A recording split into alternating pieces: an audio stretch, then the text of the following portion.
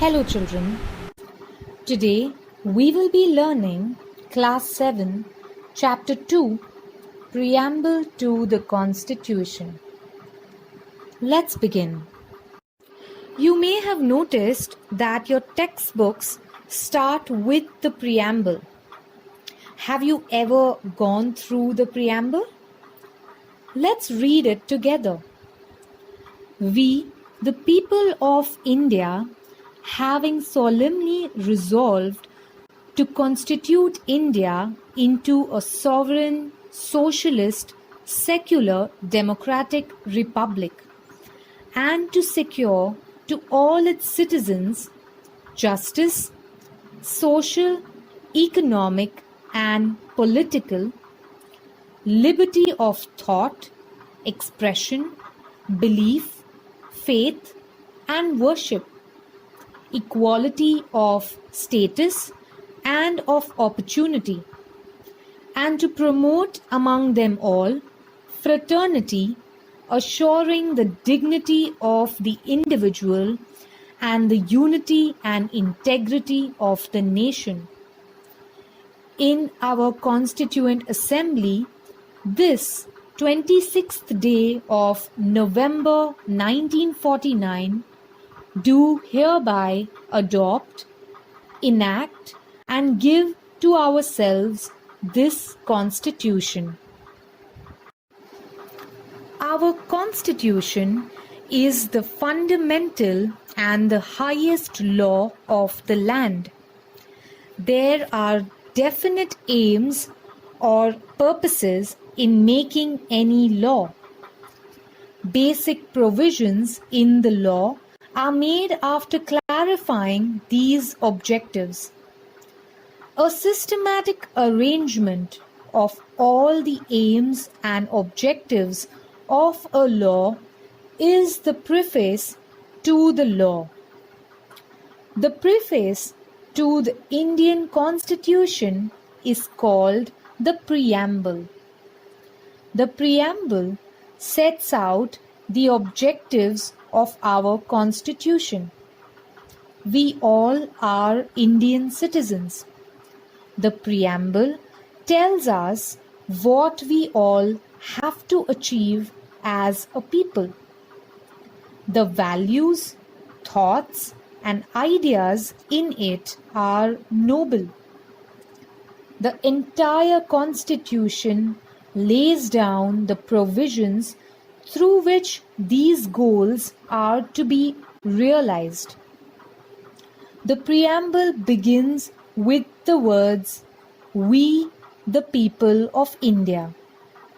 It talks about the resolve of the Indians to constitute India into a sovereign, socialist, secular, democratic republic. We shall now understand the meaning of each of these terms. Sovereign state.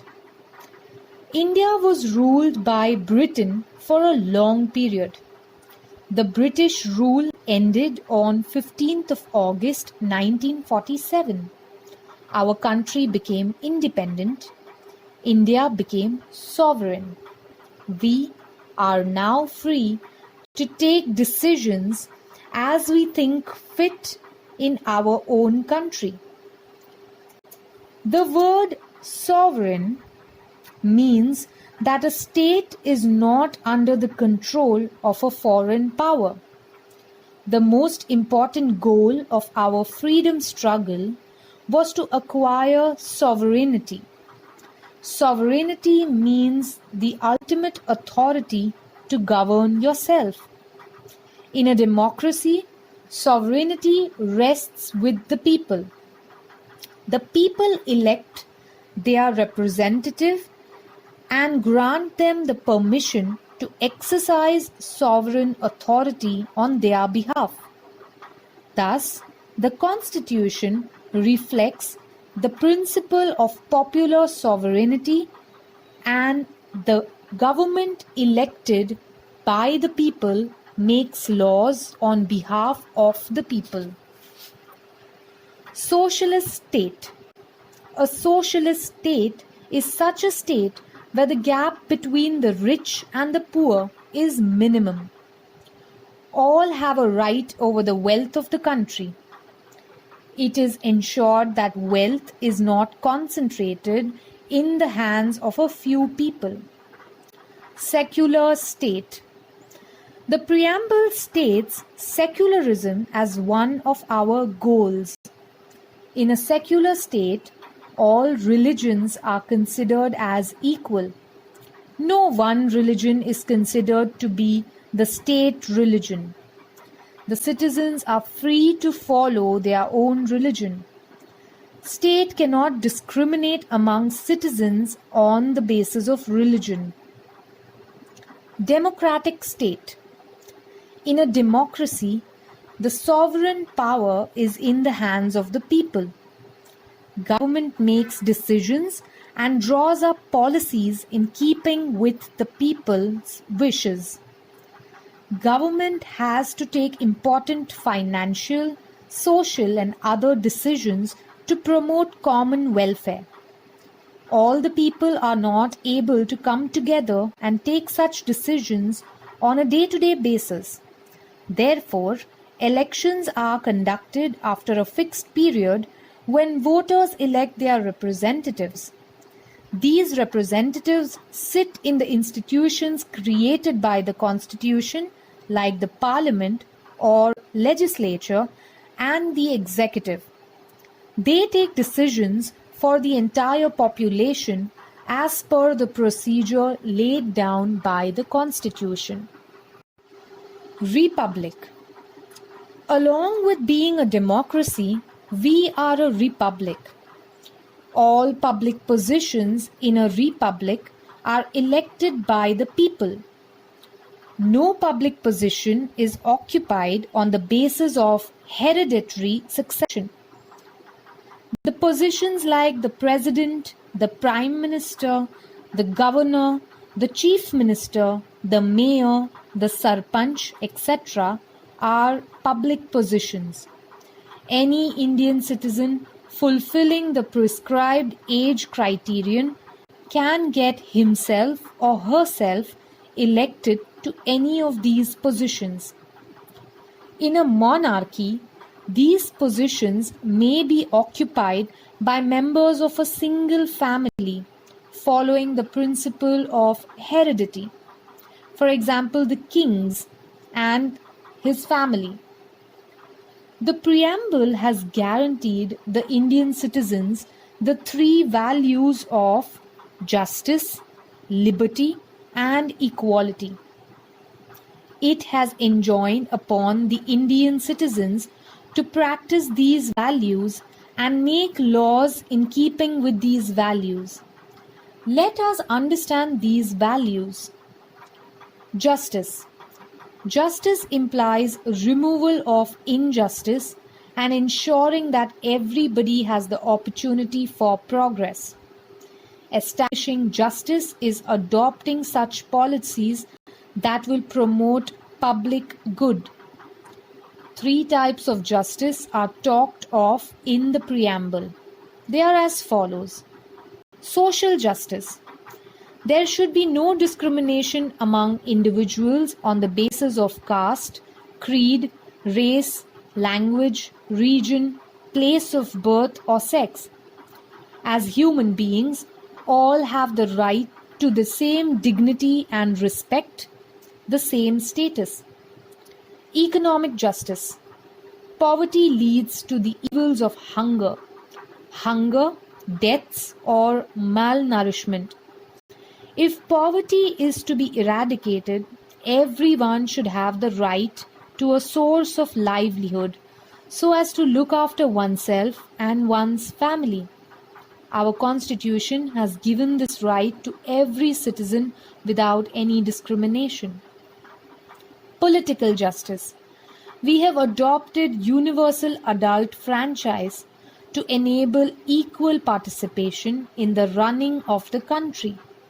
Accordingly, all citizens completing 18 years of age have the right to vote in elections. Liberty. Liberty implies that there should be no coercive, unfair restrictions upon us, and that there should be an atmosphere conducive to the development of our inherent capacities. In a democracy, citizens enjoy liberty. In fact, democracy becomes mature only if citizens enjoy freedom. Freedom of thought and expression is the most fundamental freedom for an individual. Everyone is free to express their own views and opinions. A give and take of ideas enhances the spirit of cooperation and unity amongst us. Similarly, it also enables us to understand the various dimensions of any problem.